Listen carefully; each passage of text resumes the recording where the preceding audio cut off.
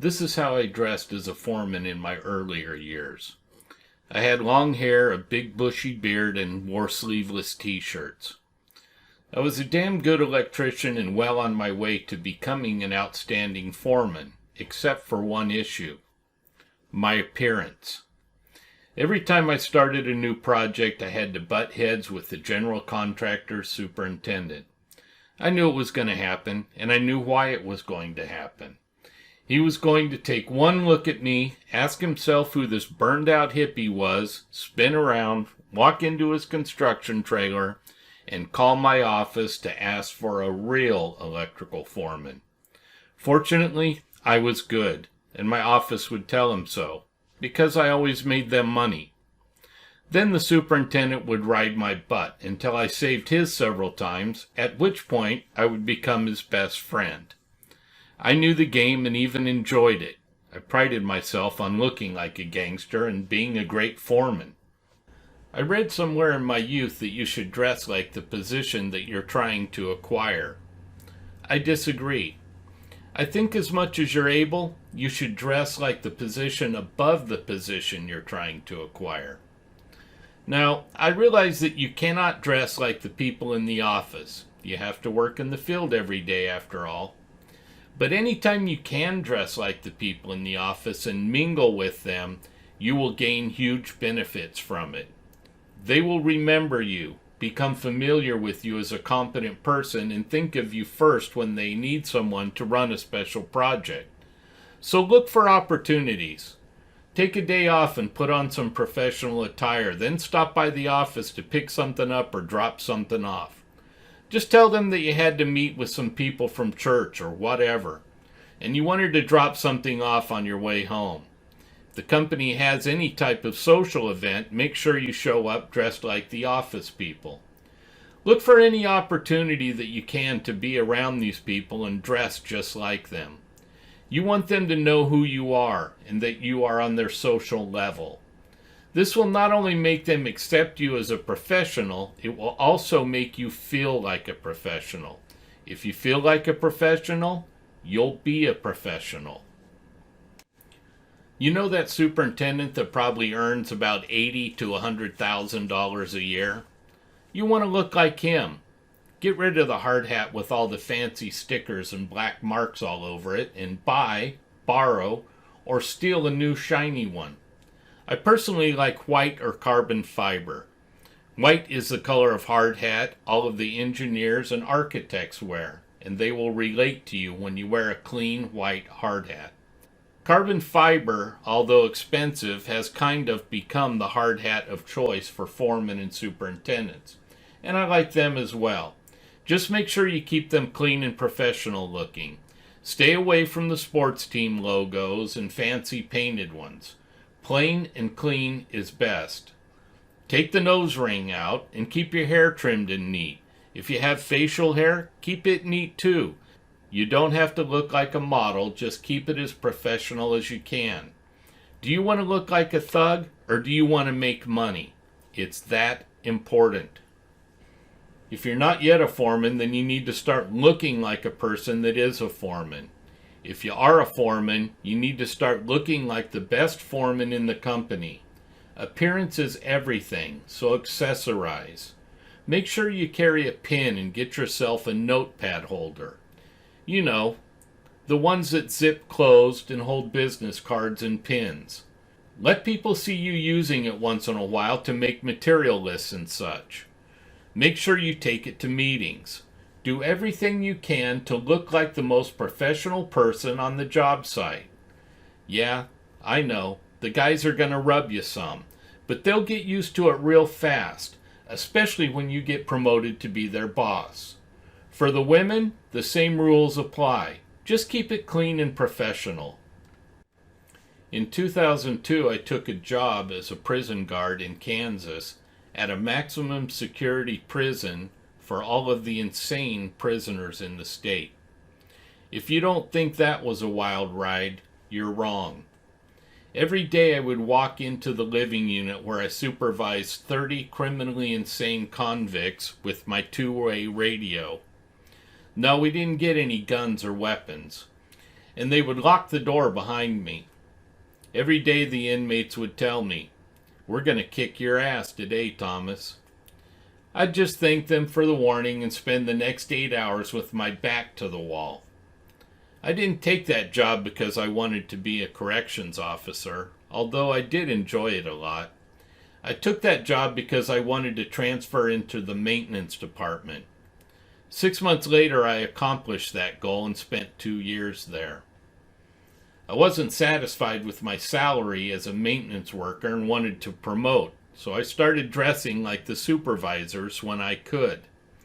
Normally, I had to wear a brown maintenance uniform, but sometimes they would let you buy tickets for a charity that permitted you to wear any reasonable clothing that you wanted to. Most of the people would wear jeans and a t-shirt on these days, but I always bought a ticket and wore something nice. It kind of cracked me up because my boss and his boss would always opt for the t-shirt and jeans. One time we were involved in a complex issue with a standby generator on one of these open clothing days, and I was there in a pair of chinos and a button-down shirt. My boss and his boss were there in jeans and t-shirts. We were all standing around discussing the problem, and this important guy from the state walked up and started quizzing me about the issue and what possible solutions I thought we ought to implement. Of course, he thought he was talking to the boss, but I didn't miss a beat. I just jumped in and answered his questions and laid out a good solution for him. I could tell my boss was a little hacked off as he stood there and listened to me, but I loved it. Heck, he was just going to offer him my solution anyway. He didn't know a darn thing about electrical. Start now. Start today. Pick up some better clothes, some button-down shirts, a new hard hat, some accessories, and start looking like a professional. Catch the sales at the local retailers or go on one of the auction websites. People give clothes away. Wives buy their husbands new clothes all the time, and the husbands refuse to wear them. So they sell them for pennies on auction websites or donate them to Goodwill. You can pick up a dozen appropriate shirts for $20 if you shop right. They are ridiculously cheap. I bought my work shirts at Goodwill for years. I paid like $2.77 for them, and most of the ones I buy are name brand and have never been worn. Why would you spend $30 on a shirt you're going to wear on a dirty work site? This way you can wear nice shirts to work and just throw them away if they get torn or too dirty. Find every opportunity to dress 2 levels above yourself at work functions. And on the job site, make sure you look clean and professional. Look at least as good as the general contractor's superintendent. That will help him relate to you and like you. That's going to be important because we want him to request you on his projects. Let those people know that you can fit into their environment and they will start offering you more opportunities. If you want to be a foreman but haven't quite made it yet, you need to become the lead electrician on the project you're working on. The lead electrician is the foreman's right-hand man. And with this position comes a lot of responsibility. If your company doesn't recognize this position, don't worry about it. Just assume the responsibilities of a lead electrician and start doing the job. It will be one of the few times in your life that you'll be able to give yourself a promotion. So take advantage of it. So what does a lead electrician do? Well, it's up to the foreman to decide how much responsibility he wants you to assume. But here's how I would start. The first thing I would do is make sure that I was the first electrician on site every morning and the last one to leave every afternoon, just like the foreman should be doing. When you get to the job in the morning, make sure the job site is ready for the rest of the crew when they arrive. Unlock the ladders, gang boxes, and other tools, organize the material a little every morning, and haul off some of the trash. That's called housekeeping. It keeps the job site looking professional and makes the foreman look good when his boss shows up. If there is an office area or break room for your crew, keep it clean as well. In the evening, when the work is done, check the tools and make sure they're all put away and stored properly. Take a quick walk around the job site. Make sure the scissor lifts and other equipment are plugged in and charging, and tidy up any messes that might annoy the general contractor. Then check in with the foreman before you leave. Let him know that you walked the job, and check the tools and ask him if he needs anything else before you leave. You want him to know that he can count on you, and you want him to start depending on you.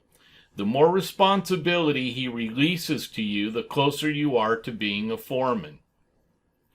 Let me add right now that you're not trying to get his job, and you need to be sure he or she understands that. If they ask why you have all the interest in the project all of a sudden, be honest. Tell them that you would like to be promoted to foreman soon and would appreciate their help in learning the skills you will need. Let them know that you're willing to put in some extra effort and make their job easier for them in exchange for some training. It will be a huge benefit to you if he or she will take the time to introduce you to the company-specific paperwork and procedures that you'll encounter when you promote to foreman. Take safety seriously and set a good example. When you become a foreman, you're going to be responsible for the safety of every member of your crew. They need to know that you care about their health and safety, and you do not want any of them to be injured. These men and women count on their jobs to provide for their families. If they can't work due to an injury, it could create hardship for them and their families. If they're injured seriously enough, they may never be able to work in that capacity ever again. You need to set a good example and encourage them to work safely. Your career as a foreman will be real short if you earn the reputation of having numerous accidents on your projects. Start now by setting a good example and encouraging others to be safe as well. Believe me, your co-workers will appreciate it when they find out that you really do care about their well-being. The reason you're called the lead electrician is because you need to lead the crew for the foreman. By that I mean that you need to set a good example for them, encourage them, and always stay upbeat and optimistic. The best way to lead is to lead, not push from behind. It is not your responsibility to tell other crew members to hurry up and get their button gear. It is your responsibility to hurry up and get your button gear. Set a good example. Start on time. Work right up to quitting time. And get back to work after lunch and breaks. In other words, set a good example. Try to promote a little friendly competition, but don't nag anyone about moving too slow or taking too long of a break. That's the foreman's responsibility. You need to be his spark plug and get the crew fired up any way you can for him. You need to be on good terms with all of the other crew members, so don't worry if they don't get as enthusiastic as you are. Just keep setting a good example every day. Make sure you always keep your conversations positive and optimistic. Electricians like to bitch about everything. Ignore it, and always respond in a positive manner. If the crew starts complaining about the foreman, play it down and tell them it's not that bad. Always paint a better picture than what you know to be true. Morale can go in the toilet in a heartbeat, and you need to do everything you can to keep everyone's mind headed in a positive direction. Don't worry if one or more of the crew members drag their ass or complains. Just stay positive and set a good example. The crew members that are worth their salt will respond positively to your example and appreciate the fact that you're elevating the morale of the job site and keeping things positive. If you've not seen the movie series Band of Brothers, borrow or rent it and watch it. It's about Easy Company of the 101st Airborne during World War II. Pay close attention to First Sergeant Lipton. At one point they spend a long and miserable time at the Battle of the Bulge, and their lieutenant is a worthless coward. The men in Easy Company are always mimicking him and complaining about him, and First Sergeant Lipton assumes a lot of the responsibilities of the lieutenant.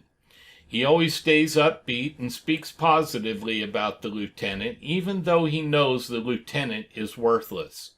He does this because he knows that if he joins in and lets the complaining escalate, the whole company could become complacent and weak, when they really need to stick together and be strong.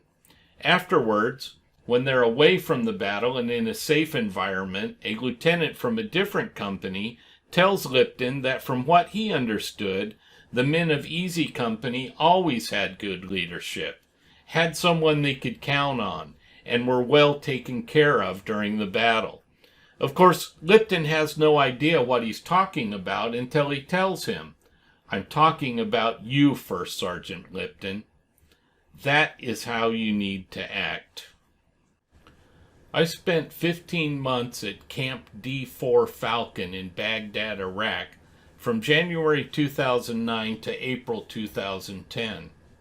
I was the foreman responsible for inspecting 778 buildings on that military base, correcting life, health, safety issues, and bringing the entire electrical system up to the 2008 NEC code. At the peak of our work, I had 50 multinational electricians working for me from India, Sri Lanka, Nepal, England, Scotland, Kosovo, Kenya, and the United States. I knew right away that I would not be able to accomplish this task without the help of another strong electrician. I chose an electrician from Kosovo to be my second electrician. He really didn't want the job, but God bless him, he took it anyway.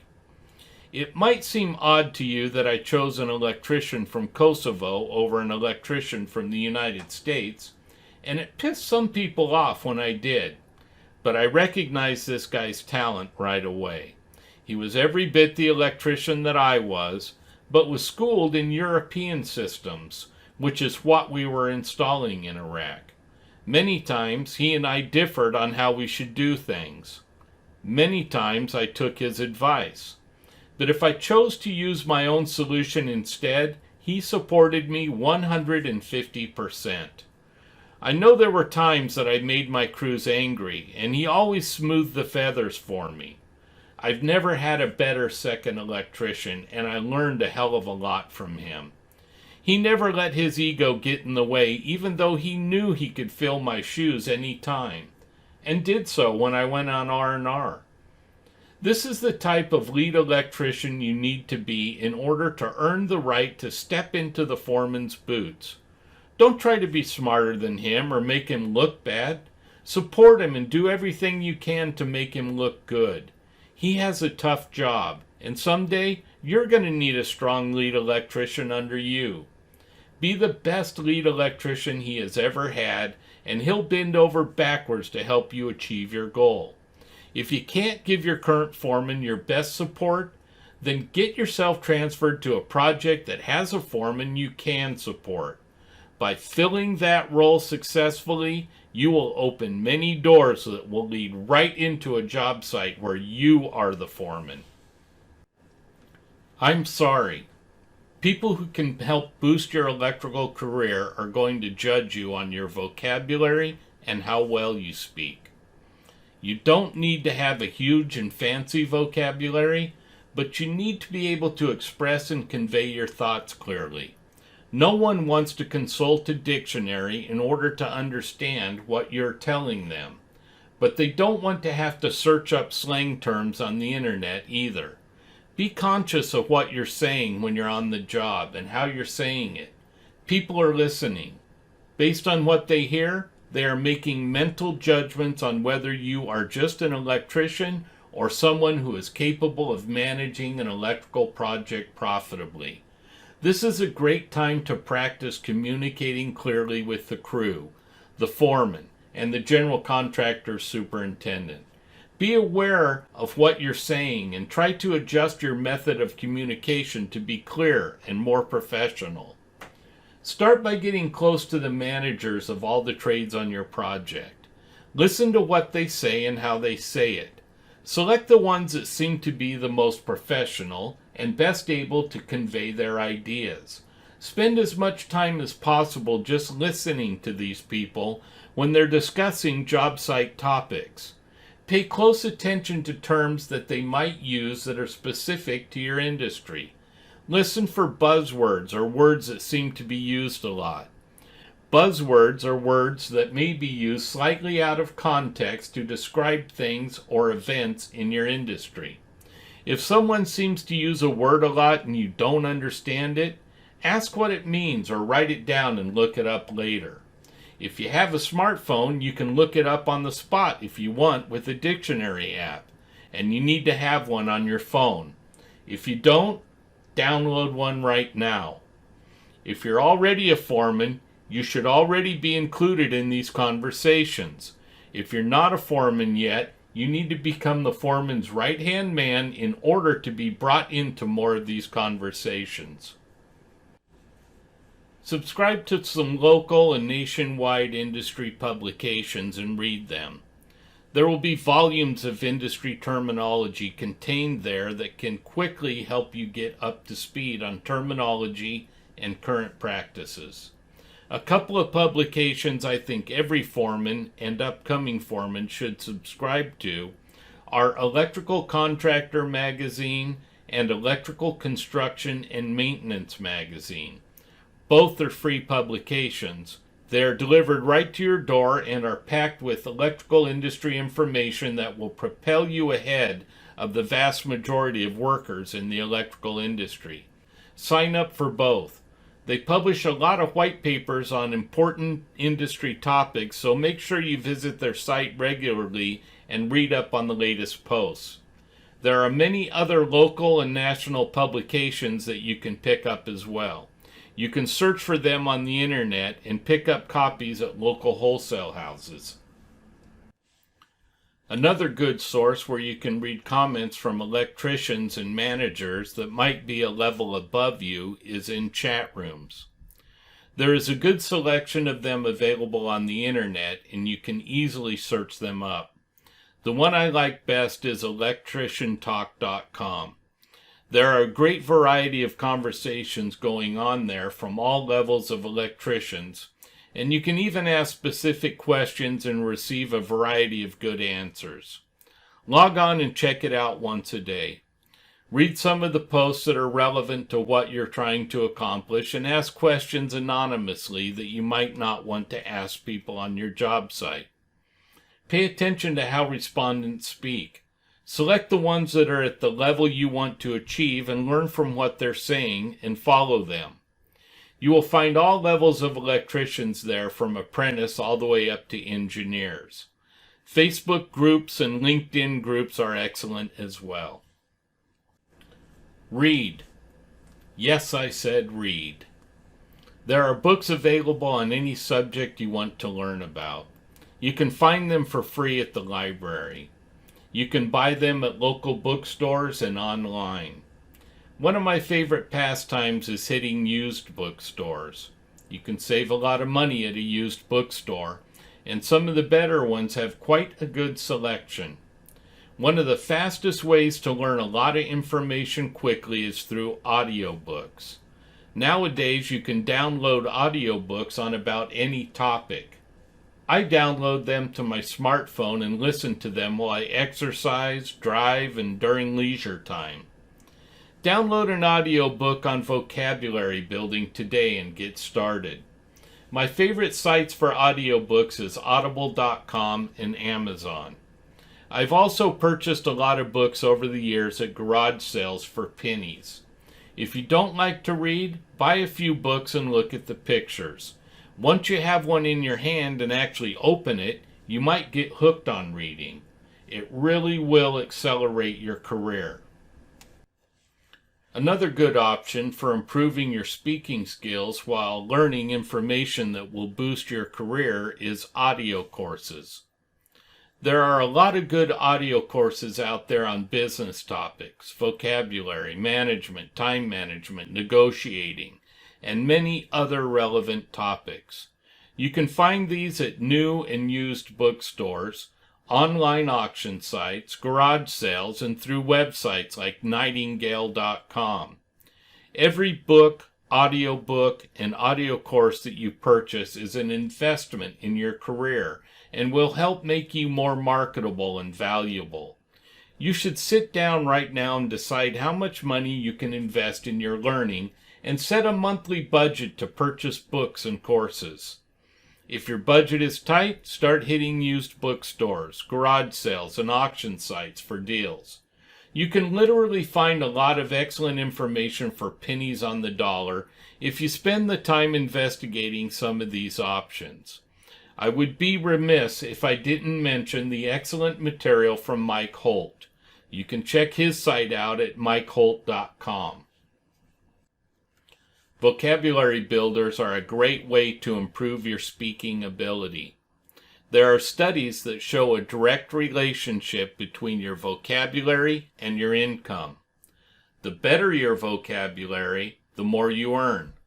It's not hard to imagine that the better you are able to express your ideas, the more valuable you will be. These days, it is very easy to build your vocabulary quickly, and this will make an immediate impact on the people who can offer you the opportunities you are looking for. Go to the App Store and select a good app for vocabulary building and start using it today. I'm serious about this. This is part of creating the foundation to build a high-paying career on. You don't need to learn a bunch of big words that no one understands. Just expand your vocabulary so that you have a good mental library of words available to express your ideas. Achieving any goal is a matter of getting up every day, putting one foot in front of the other, and walking that goal down. If you have a goal to become a foreman or to become a better foreman, you need to ask yourself every day, what can I do today to get me closer to my goal? If you will do even just one thing to move yourself closer to your goal every day, you will be surprised how rapidly you can achieve it. Pay attention to what you're saying and how you're saying it. Find ways to improve your ability to convey your thoughts and ideas. Learn to speak about your trade like an industry leader. Start today.